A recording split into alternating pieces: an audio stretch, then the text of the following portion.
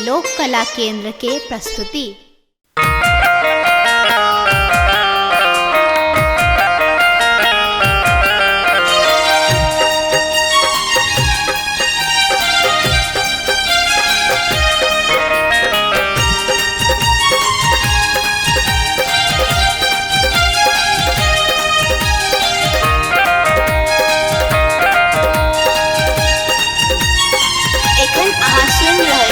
लोक कला केंद्र के प्रस्तुति।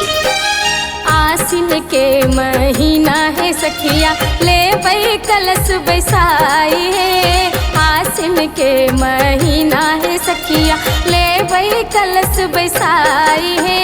ले बई कलश बैसाई है सखिया ले बई कलश बैसाई है।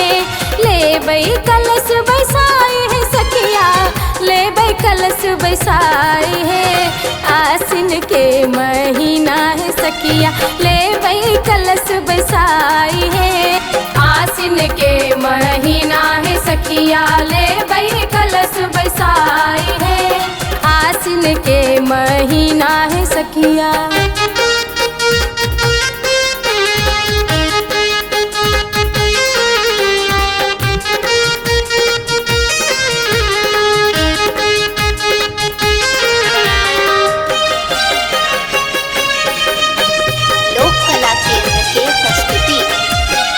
नव दुर्गा के पूजन करबै दियरा लेब जराई है।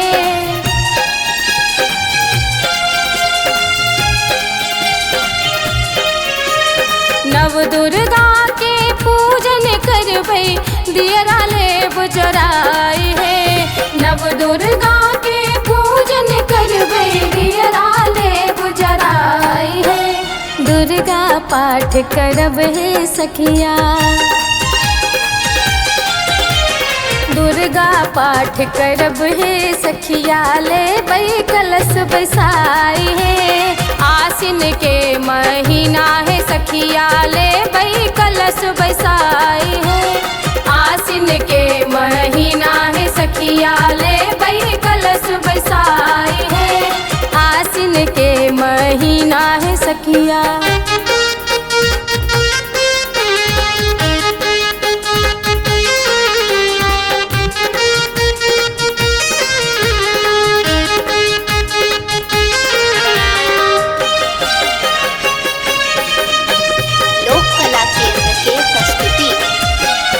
अड़हुल फूलक माला देवन मैया के पहिराई है।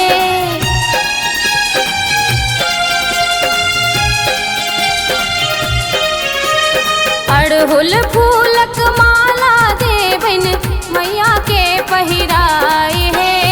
अड़हुल फूलक माला देवन मैया के पहिराई है। भक्ति भावना में है सखिया। भक्ति भावना में है सखिया शरण मैया के ऐल है। आसिन के महीना है सखिया ले बई कलश बैसाई है।